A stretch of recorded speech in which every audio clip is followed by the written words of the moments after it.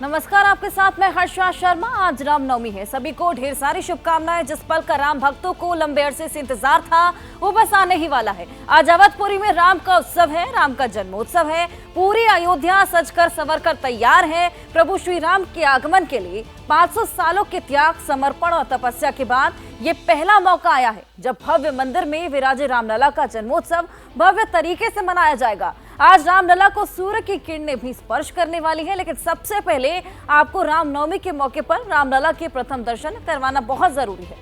तो ऐसे में रामनवमी के पावन पर्व पर प्रभु श्री राम रामलला की दिव्य तस्वीरें आप देख रहे हैं। श्रद्धालुओं की हुजूम रामलला के दर्शन के लिए उमड़ पड़ा है। देखिए, प्रथम तस्वीरें हम आपको दिखा रहे हैं। रामलला के जन्मोत्सव की ये तस्वीरें हैं, जहां पर दिव्य तस्वीरें हम आपको दिखा रहे हैं। पावन पर्व पर प्रभु श्री राम लला की दिव्य तस्वीरों के दर्शन आप कर रहे हैं। प्रथम तस्वीरें हम आपको दिखा रहे हैं। हजारों लाखों भक्त यहाँ पर उमड़ पड़े हैं, रामलला के दर्शन के लिए पहुंचे हैं।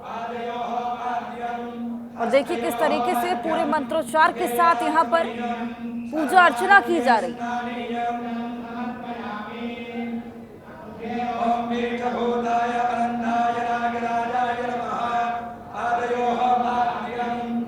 तो आज सूर्य की किरणों से रामलला का कपाट जगमगाने वाला है।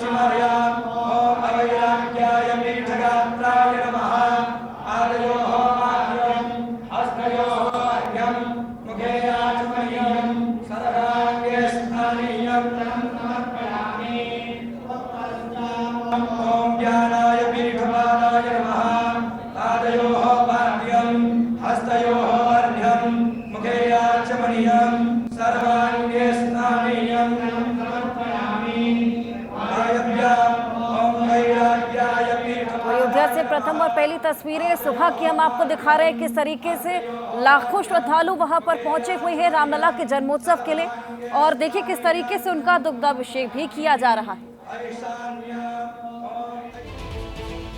अयोध्या में रामनवमी के मौके पर भव्य राम मंदिर में श्री रामलला का जन्मोत्सव मनाया जा रहा है और इस जन्मोत्सव की हर एक प्रक्रिया अविस्मरणीय रहने वाली है। इस बार त्रेता में जन्मे श्री राम के अभिषेक की तैयारियां जोर शोर से की गई हैं और क्या कुछ होने वाला है ये भी आपको बताते हैं। आज दोपहर 12:16 पर जब श्री राम का जन्म होगा, उसी के बाद उनके माथे पर सूर्य की किरण पड़ेगी। भगवान राम का सूर्य अभिषेक विज्ञान के फॉर्मूले के तहत किया जाएगा और ऐसे में वैज्ञानिकों ने इस पर रिसर्च किया था और इसका बीते दिनों ट्रायल भी किया गया, जो कि सफल रहा था। अब रामनवमी के दिन जब भगवान राम का जन्मदिन मनाया जाएगा तो उस दौरान उनके माथे पर सूर्य तिलक किया जाएगा। इस पल के साक्षी देश दुनिया में बैठे राम भक्त भी बनेंगे। सूर्य तिलक के दौरान भक्तों को राम मंदिर के अंदर जाने की अनुमति दी जाएगी और इसके लिए मंदिर ट्रस्ट ने लगभग 100 एलईडी और सरकार ने 50 एलईडी की व्यवस्था की है, जो कि रामनवमी समारोह को दिखाएगा और लोग जहां मौजूद हैं वहां से उत्सव देख सकेंगे। तो ये तमाम तैयारियां रामनवमी को लेकर यहाँ पर की गई हैं और ऐसे में और क्या कुछ होने वाला है, ये सारी जानकारी हमने आपको दी। शुक्रवार को राम मंदिर में रामलला के सूर्य तिलक का सफल ट्रायल हुआ था और दर्पण के जरिए भगवान के मस्तक पर सूर्य की किरण डाली गई थी और इस सूर्य तिलक का 1 मिनट 19 सेकंड का वीडियो भी सामने आया था। चलिए अब आपको भी दिखाएंगे कैसे सूर्य की किरणें रामलला के मस्तक पर तिलक करती हैं। देखिए तस्वीरें, देखिए आप किस तरीके से जो ट्रायल हुआ था वो सफल रहा था और वैज्ञानिक फॉर्मूले के तहत इसको किया गया और ये ट्रायल सफल रहा, जिसके बाद आज रामनवमी के मौके पर, राम जन्मोत्सव के मौके पर इस सफल ट्रायल को सभी भक्तों के आगे किया जाएगा। और आपको बताएं ये ट्रायल जो हुआ था ये भी 12 बजे ही हुआ था और आज 12 बजे, दोपहर 12 बजे देखिए किस तरीके से सूर्य की किरणें भगवान रामलला को यहाँ पर सूर्य तिलक करने वाली है और पूरे वैज्ञानिक फॉर्मूले के तहत ये किया गया है। देखिए तस्वीरें कितनी अद्भुत हैं और यही नजारा, यही भव्य नजारा सभी भक्तों को भी देखने को मिलेगा, जिसके लिए आपको बताएं कि हजारों लाखों की संख्या में भक्त उमड़ने वहां पर स्टार्ट हो गए हैं। आज सभी इस भव्य पल का साक्षी भी बनने वाले हैं। तो देखिए तस्वीरें हमने आपको दिखाई किस तरीके से सूर्य तिलक आज होने वाला है और प्रथम तस्वीरें अयोध्या से लगातार हम आपको दिखा रहे हैं। दुग्धाभिषेक यहाँ पर किया जा रहा है पूरे मंत्रोच्चार के साथ। रामनवमी का पर्व, भव्य पल और साक्षी बनने के लिए आप देखिए तस्वीरें लाइव हम आपको दिखा रहे हैं।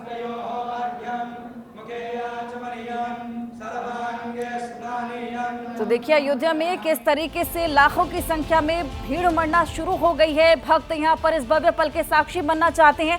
तस्वीरें देखिए आप किस तरीके से सरयू के घाट की तस्वीरें हम आपको दिखा रहे हैं। सुबह से ही यहाँ पर भक्तों का तांता लगा हुआ है और देखिए गंगा किनारे यहाँ पर आशीर्वाद लिया जा रहा है और देखिए किस तरीके से लाखों की संख्या है और यहाँ पर पहुंचे हुए हैं राम जन्मोत्सव के लिए। हमने आपको दिखाया किस तरीके से जो ट्रायल किया गया था, सूर्य तिलक आज होने वाला है और देखिए दुग्धाभिषेक की तस्वीरें भी हम आपको दिखा रहे हैं। पूरे मंत्रोच्चार के साथ यहाँ पर दुग्धाभिषेक किया जा रहा है रामलला की भव्य मूर्ति का और इसी तरीके से जो पूरा कार्यक्रम रहने वाला है वो भी हमने आपको समझाया।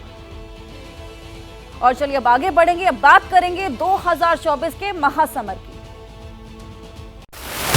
वो हमें 400 पार देना चाहते हैं। 400 पार नहीं, इस बार 400 हार होने जा रही है। 400 पार का नारा इसलिए लगा रहे हैं ताकि संविधान बदलो। ये चुनाव देश में तबाही करने की आदत रखने वालों को सजा देने का है और इसलिए हिसाब 400 के पार जाने वाला है। 400 जो बात कर रहे हैं ये घबराहट कर रहे हैं। निश्चित रूप से 400 पार करें। एक ही गुंज सुनाई दे रही है। फिर एक बार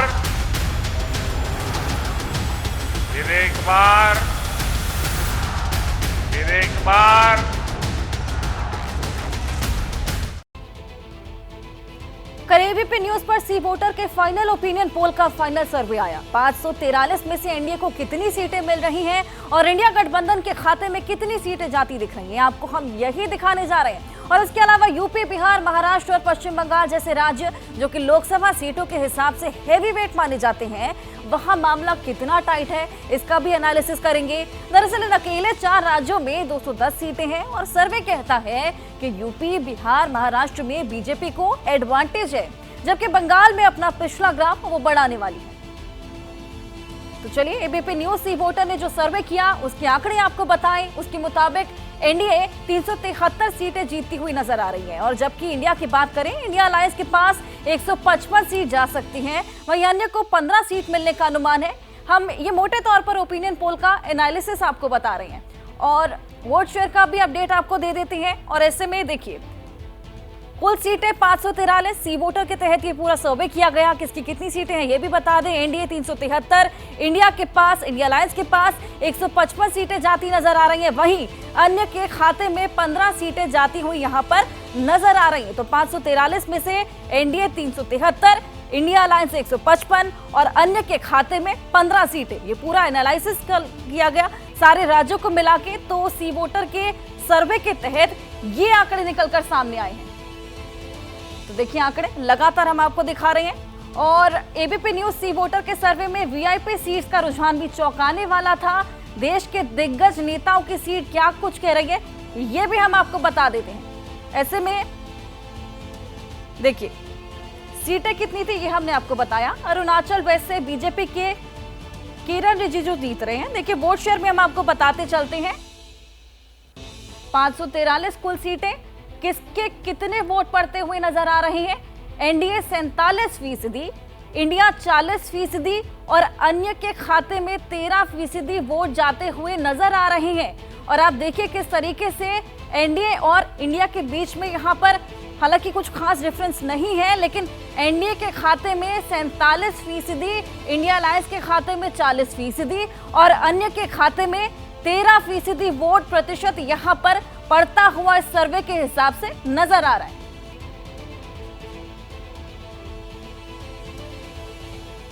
आज पहले चरण के लिए चुनाव प्रचार भी थमने वाला है। 19 अप्रैल को पहले फेज का मतदान होगा। 21 राज्यों की 102 सीटों पर वोटिंग होने वाली है।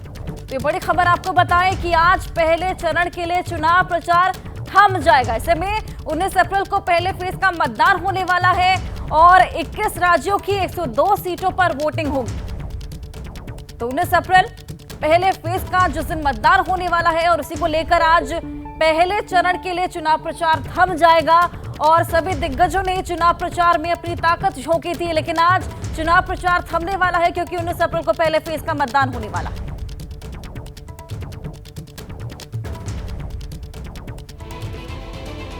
तो पहले चरण में कहां वोटिंग होने वाली है, क्योंकि चुनाव प्रचार आज थम जाएगा, ये भी आपको बता दें, ये जानना बेहद जरूरी है। पहले चरण में तमिलनाडु की 39, उत्तर प्रदेश की 8, मध्य प्रदेश की 8, 6 और उत्तराखंड की 5, पश्चिम बंगाल की 3। ये तमाम आंकड़े हम आपको एलईडी के थ्रू समझाने की कोशिश करेंगे। देखिए पहले फेज में कहां वोटिंग होगी, 21 राज्यों में यहां पर वोटिंग होने वाली है। ऐसे में 102 सीटें मैप के जरिए देखिए, उत्तर प्रदेश की 8 सीटें हैं, मध्य प्रदेश की 6, उत्तराखंड की 5, वहीं बिहार की 4, पश्चिम बंगाल की 3, तमिलनाडु की 39 और देखिए छत्तीसगढ़ की 1, महाराष्ट्र की 5 सीटें हैं। ये कुल वो सीटें हैं जिन पर पहले फेज का मतदान होने वाला है। देखिए सीटें हम आपको दिखा रहे हैं, उत्तराखंड 5, उत्तर प्रदेश 8, राजस्थान 12, मध्य प्रदेश 6, महाराष्ट्र 5, बिहार की 4, अरुणाचल की 2, असम की 4, मेघालय की 2, मणिपुर की 2, वहीं देखिए नागालैंड की 1, सिक्किम की 1, पश्चिम बंगाल की 3 और छत्तीसगढ़ की 1, वहीं तमिलनाडु की सबसे ज्यादा यानी कि 39 सीटें हैं जिन पर यहां पर पहले फेज का मतदान होने वाला है। आपको बताएं कि आज शाम को चुनाव प्रचार थम जाने वाला है और आपने देखा किस तरीके से सभी दिग्गजों ने मैदान में उतरकर चुनाव प्रचार ताबड़तोड़ किया था और ये तमाम सीटें हमने आपको दिखाई। लक्षद्वीप एक देखिए किस तरीके से इन सभी सीटों पर पहले चरण का मतदान होने वाला है। तो अब देखना होगा कि पहले चरण के मतदान के बाद क्या कुछ सामने आता है।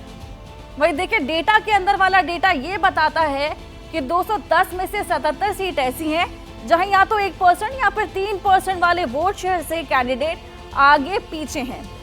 अब अगर वोटर का मन बदला तो वोट स्विंग हुआ तो फिर आंकड़े भी बदल जाएंगे। अब ओपिनियन पोल के इन्हीं स्विंग स्टेट्स और स्विंग वोटर की पड़ताल भी देख लीजिए।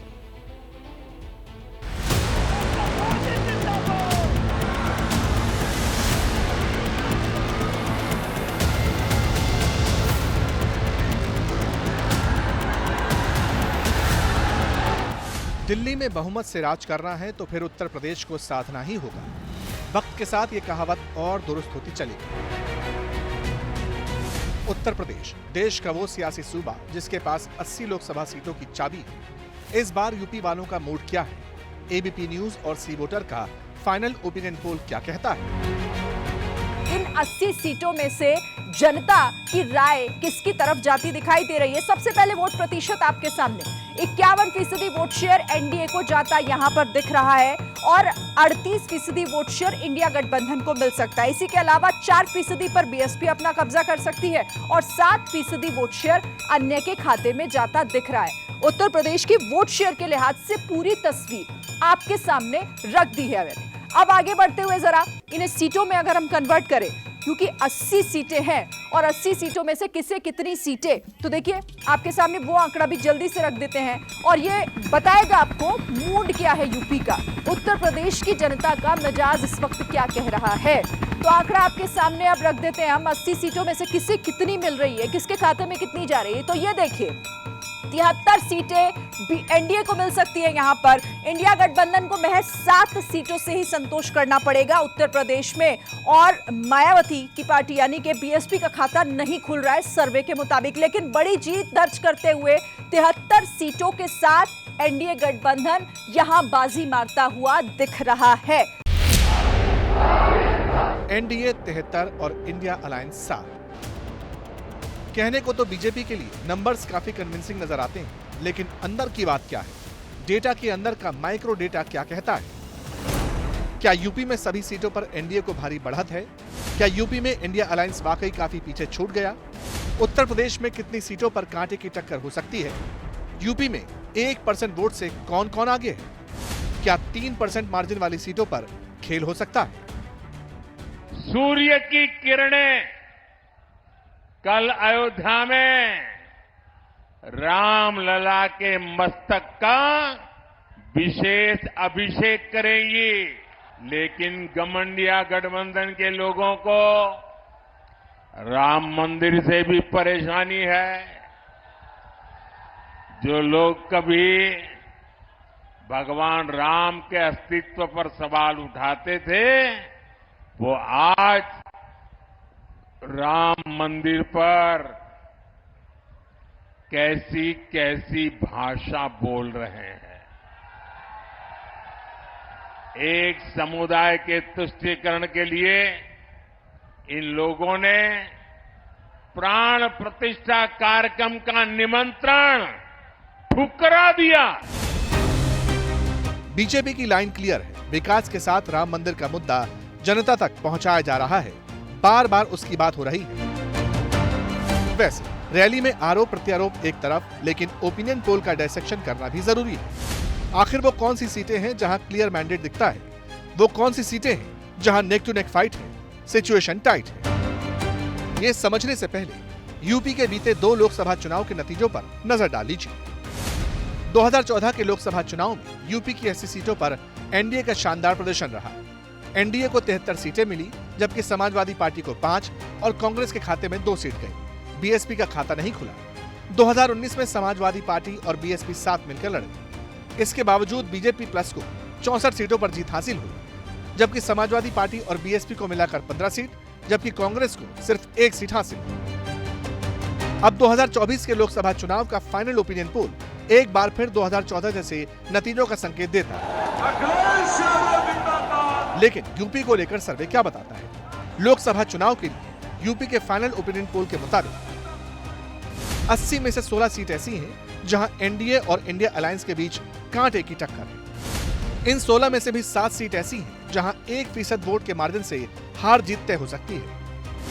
वहीं 16 में से 9 सीट ऐसी हैं जहां हार जीत में सिर्फ 3% वोट का अंतर दिखाई पड़ता है, यानी नतीजा कहीं भी स्विंग हो सकता है। शायद इसीलिए हर कोई पूरी ताकत लगा रहा है, क्योंकि चुनाव माइक्रो मैनेजमेंट से ही जीता जाता है।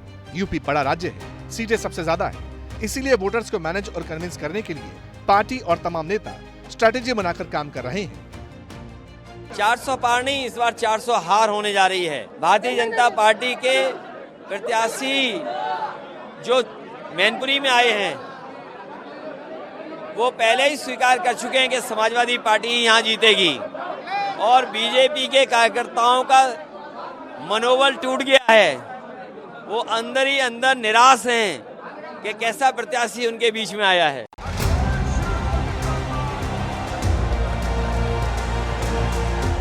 अखिलेश इस बार कांग्रेस के साथ चुनाव मैदान में है।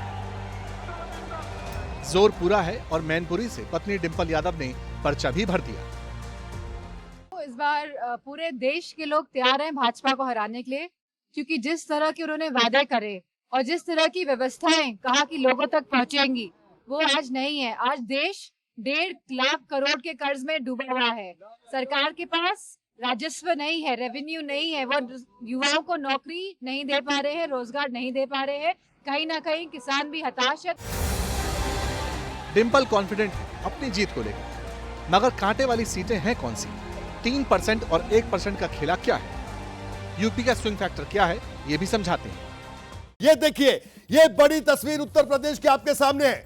एनडीए 73, आप देख सकते हैं, जो गेरुए रंग में पूरा का पूरा ये ग्रिड आपको रंगा हुआ दिखाई दे रहा है, और नीले रंग में जो दिखाई दे रहा है, 7 सीट पर समाजवादी पार्टी और कांग्रेस का गठबंधन साफ तौर पर आ गया है। ये 7 सीटें कौन सी है, गौर से देखिए। अंबेडकर नगर, जहां पर रितेश पांडे को बीजेपी ने टिकट दिया था, और गाजीपुर अफजाल अंसारी, जहां पर समाजवादी पार्टी के प्रत्याशी है।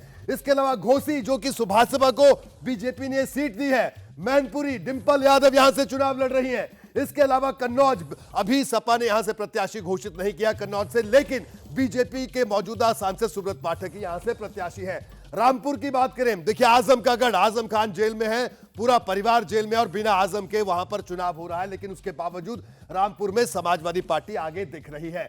इसके अलावा आजमगढ़, जहां से निरहुआ सांसद हैं भारतीय जनता पार्टी के, लेकिन समाजवादी पार्टी ने धर्मेंद्र यादव को यहां से चुनावी मैदान में उतारा है। लेकिन एक और बड़ी बात, ये तो सपा के लिहाज से देखिए पूरी तस्वीर सामने हुई, लेकिन आप देखिए 2 सीटें कांग्रेस के लिहाज से यहां पर बात करना चाहूंगा, रायबरेली और अमेठी। आप देखिए, रायबरेली और अमेठी की अगर बात करें तो दोनों सीटें अभी भारतीय जनता पार्टी की फेवर में जाती हुई दिख रही है। पहला सीन यानी फर्स्ट सिचुएशन। एबीपी न्यूज और सी वोटर के फाइनल ओपिनियन पोल के मुताबिक यूपी में एनडीए जिन 73 सीटों पर जीतती दिख रही है, उसमें से 7 सीट ऐसी हैं जहां एनडीए इंडिया अलायंस के मुकाबले सिर्फ 1% वोट शेयर से आगे है।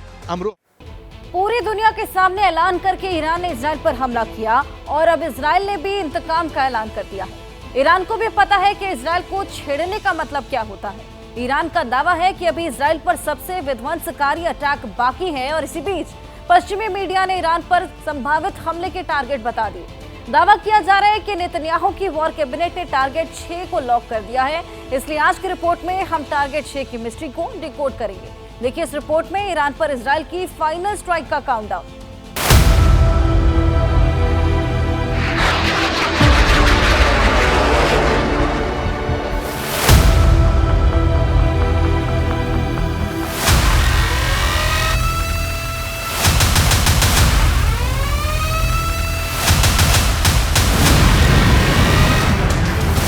तेरह अप्रैल की देर रात ईरान ने अपनी ताकत का एक ट्रेलर दिखाया।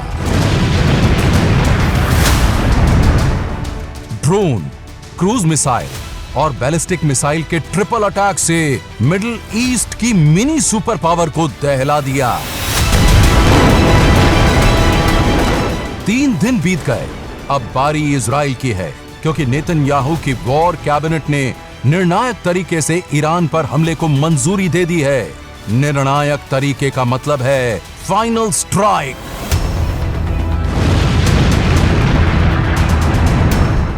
और ये फाइनल स्ट्राइक कहां होगी? ईरान के किस ठिकाने पर इजराइल ने अग्नि वर्षा करने की ठान ली है? इसको लेकर अमेरिका और यूरोपीय मीडिया में एक सनसनीखेज रिपोर्ट वायरल हो रही है। दावा किया जा रहा है इजराइल की सेना टारगेट 6 पर काम कर रही है, यानी ईरान के 6 तरह के ठिकानों पर हमला करना, जिसमें पहला ठिकाना होगा एयरबेस, दूसरा ठिकाना होगा ट्रांसपोर्ट लिंक। इस मैप के जरिए वेस्ट मीडिया ने उन संभावित टारगेट के नाम के साथ जिक्र किया है। इसमें मशाद एयरपोर्ट से लेकर तबरीज, शिराज और अमीदियह का भी नाम है। इन ठिकानों पर हमला करके इजराइल ईरानी सेना की सप्लाई और डिप्लॉय चेन को तबाह करना चाहती है, ताकि हमले के खिलाफ तुरंत प्रतिरोध न हो सके। अब वेस्टर्न मीडिया के तहत इजराइल ने टारगेट्स ईरान के अंदर चुन लिए हैं। इन जगहों पे, एयरबेस पे, मिलिट्री बेस पे, ऑयल रिफाइनरी पे, यहाँ पे हमला करना है, ऐसा वेस्टर्न मीडिया ने रिपोर्ट किया। अब क्या इजराइल ये दमखम दिखा पाएगा? क्योंकि देखिए, युद्ध में सबका ही नुकसान होता है। क्या ये रिपोर्ट्स, वेस्टर्न मीडिया के तहत जो रिपोर्ट्स आई हैं, क्या ये सही हैं कि ये गलत है? ये आने वाला वक्त बताएगा। टारगेट 6 में इजराइल का तीसरा टारगेट हो सकता है ईरान की न्यूक्लियर फैसिलिटी। अभी तो हमने आपको इजराइल के टारगेट 6 में से 3 के बारे में ही बताया है, और ये जानकारी वेस्ट मीडिया सोर्सेज से ईरान तक भी पहुंच चुकी है। किसी भी वक्त इजराइल का बारूदी लश्कर कुछ बड़ा कर सकता है। अगर आज की तारीख में ईरान के पास एटम बम नहीं है, तो इसकी वजह है इजराइल, क्योंकि इजराइल ने कई बार ईरान के परमाणु प्रोग्राम को तबाह किया है। अगर इजराइल ने फिर से एक कदम उठाया तो ये जंग बहुत आगे बढ़ सकती है। अब आने वाला वक्त बताएगा कि आगे यहाँ पर होएगा क्या, लेकिन मैं इसको एक तरीके से तीसरा विश्व युद्ध तो नहीं देख रहा हूँ मैं अभी। बहुत लोग मेरे से पूछते हैं, टीवी पे भी पूछा जाता है मेरे से, एक अरब युद्ध यानी कि gulf war, middle east war second, जैसे कि 91 में गल्फ वॉर हुआ था, वैसे ही एक सेकेंड गल्फ वॉर जरूर मैं एक तरह हो सकता है। हालांकि वेस्ट मीडिया के मुताबिक ईरान एटम बम बनाने के बहुत करीब पहुंच चुका है, और सबको पता है कि अगर ईरान के पास एटम बम आ गया तो किसी मुल्क पर परमाणु विनाश के बादल छाएंगे। उसका नाम होगा इजराइल। इजराइल के डिफेंस फोर्सेस के टारगेट पर सिर्फ ईरान ही नहीं है, और कौन कौन से देश हैं ये आपको दिखा दें।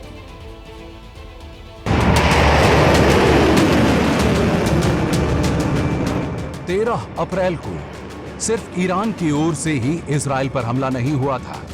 इजराइल के कई दुश्मनों ने अलग अलग फ्रंट से एक साथ जंग का ऐलान किया था।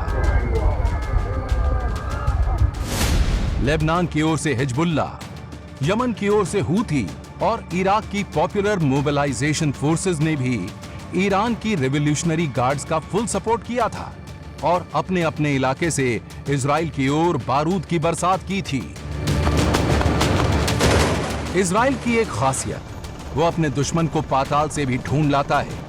इसलिए इस बार इजराइल की फाइनल स्ट्राइक ईरान के लिए नहीं है, वो यमन, इराक, सीरिया और लेबनान तक को इंतकाम की आग में झुलसाने को तैयार है। जब हम एक अटैक करते हैं कहीं पे भी, एलिमेंट ऑफ सरप्राइज बहुत जरूरी है। अगर हम सच में यकीनन कुछ एक डैमेज चाहते हैं, ऑप्टिक्स नहीं, डैमेज। तभी ईरान का जो हमला हुआ अभी इजराइल पे, इसमें आपको बताया 300 ड्रोन मिसाइल्स लगे गए थे। 99% इजराइल ने इंटरसेप्ट कर दिए थे, क्योंकि इजराइल के पास आयरन डोम सिस्टम है, टेक्नोलॉजी है इनको प्रीएम्प्ट करने की। अब इन तस्वीरों को देखिए। इजराइल की मिलिट्री इस वक्त ईरान की ओर से दागी गई बैलिस्टिक मिसाइलों के अवशेष दिखा रही है। दुनिया को बता रही है कि देखो, 500 किलो विस्फोटक वाले वॉरहेड से इजराइल को निशाना बनाया जा रहा है। इजराइल का यह भी दावा है कि कुल 110 बैलिस्टिक मिसाइलें 13 और 14 अप्रैल को दागी गई और अब वो एक एक मिसाइल का बदला लेगा, फिर चाहे दुश्मन इराक में हो, सीरिया में हो या फिर लेबनान में। 1 अप्रैल को इजराइल ने सीरिया में एक हमला करा, जिसमें ईरानी कंसुलेट के 7 ईरानी फौजी मारे गए थे। फिर ईरान के सुप्रीमो अयतुल्ला अली खमीनी ने बोला कि हम चुप नहीं बैठेंगे, हम इसका जवाब देंगे।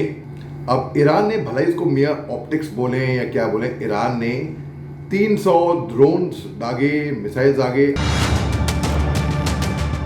वेस्ट मीडिया के मुताबिक ईरान के मिलिट्री बेस हैं टारगेट नंबर 4, ईरान की ऑयल रिफाइनरी है टारगेट नंबर 5 और गैर ईरानी देशों में एक्टिव एंटी इजरायली संगठन हैं आईडीएफ के टारगेट नंबर 6। इसीलिए कहा जा रहा है कि ये आर पार की जंग का राउंड 2 है। और चलिए एक बड़ी खबर आपको बताएं, छत्तीसगढ़ के कांकेर में बहुत बड़ा ऑपरेशन देखने को मिला। एनकाउंटर में 29 खूंखार नक्सली मारे गए हैं। टॉप नक्सल कमांडर शंकर राव यहां पर ढेर कर दिया गया। टॉप कमांडर पर आपको बताएं 25 लाख का इनाम भी घोषित था। इलाके में सर्च ऑपरेशन अब भी जारी है और आपको बताएं बीएसएफ के जवान भी घायल हुए, उनका इलाज फिलहाल जारी है। लेकिन कांकेर में नक्सली कैंप पूरी तरह तबाह हो गया है। तो टॉप कमांडर यहां पर ढेर हो चुका है। सर्च ऑपरेशन अब भी लगातार जारी है। 25 लाख का इनाम इस टॉप कमांडर पर घोषित था और 29 खूंखार नक्सली भी यहां पर एनकाउंटर में मारे गए हैं और इसका खामियाजा बीएसएफ जवानों को भी झेलना पड़ा, घायल हुए हैं, इलाज उनका लगातार जारी है। और कांकेर में नक्सली कैंप भी पूरी तरीके से तबाह हो गया है, लेकिन उसके बावजूद इलाके में सर्च ऑपरेशन लगातार जारी है और नक्सलियों की तलाश यहां पर जारी है। 39 अभी तक ढेर कर दिए गए, 29 नक्सली।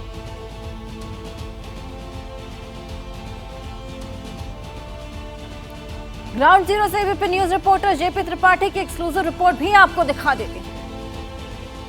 इस वक्त हम कांकेर जिले के पखांजूर थाना में मौजूद हैं और मेरे पीछे फोर्स देख सकते हैं कि ये बीएसएफ के जवान हैं यहाँ पर। और बेटिया के जंगलों में पुलिस और बीएसएफ के साथ नक्सलियों की मुठभेड़ हुई। नक्सली अपने कैंप में थे, नक्सलियों की द्वारा कोई मीटिंग की जा रही थी, ऐसी सूचना आई, जिस पर जो है बीएसएफ के जवान और डीआरजी के जवानों ने जो है वहाँ पर घेराबंदी की और घेराबंदी के बाद जो है लगभग 7 से 8 घंटे तक फायरिंग चली, जिस फायरिंग में जो है 29 नक्सली मारे गए। एक बड़ी सफलता जो है बीएसएफ के जवानों को छत्तीसगढ़ पुलिस को लगी है। कहीं न कहीं इस पूरे मामले पर अमित शाह जो गृह मंत्री हैं, इसके अलावा छत्तीसगढ़ के मुख्यमंत्री विष्णुदेव साय ने बीएसएफ के जवानों को और डीआरजी के जवानों को बधाई दी है। ये देख सकते हैं कि ये पिकअप वाहन है, इसी पिकअप वाहन में नक्सलियों के शवों को रखा गया है। अब ये पखांजूर थाना से कांकेर की ओर रवाना किए जा रहे हैं। देख सकते हैं कि ये जो है 100 हैं नक्सलियों के, जो 29 नक्सली मारे गए हैं उनके 100 हैं। इसमें बड़े बड़े हार्डकोर नक्सली, ये दूसरी पिकअप जा रही है। देख सकते हैं कि इसमें जो है नक्सलियों के 100 रखे गए हैं और ये जो है पखांजूर थाने से जो है कांकेर जिला मुख्यालय की रवाना हो रही है। इसके अलावा जो है इनके बैकअप के लिए जो है पीछे से जो है गाड़ियां जा रही हैं, पुलिस की गाड़ियां ये रवाना हो रही हैं और यहाँ से जो है पखांजूर जो थाना है, यहाँ से कांकेर के लिए जो है ये तमाम जो नक्सली मारे गए हैं उनके 100 यहाँ से रवाना हो रहे हैं। तो ग्राउंड जीरो से कांकेर से तस्वीरें लाइव हमने आपको दिखाई, किस तरीके से वहां पर 29 नक्सलियों को ढेर कर दिया गया है और अब भी सर्च ऑपरेशन वहां पर लगातार जारी है। और देखिए किस तरीके से जो इनपुट मिला उसके बाद यहां पर 29 नक्सली थे जिन्हें ढूंढकर यहां पर ढेर कर दिया गया है और उनके कमांडर, टॉप कमांडर को भी वहां पर ढेर कर दिया गया।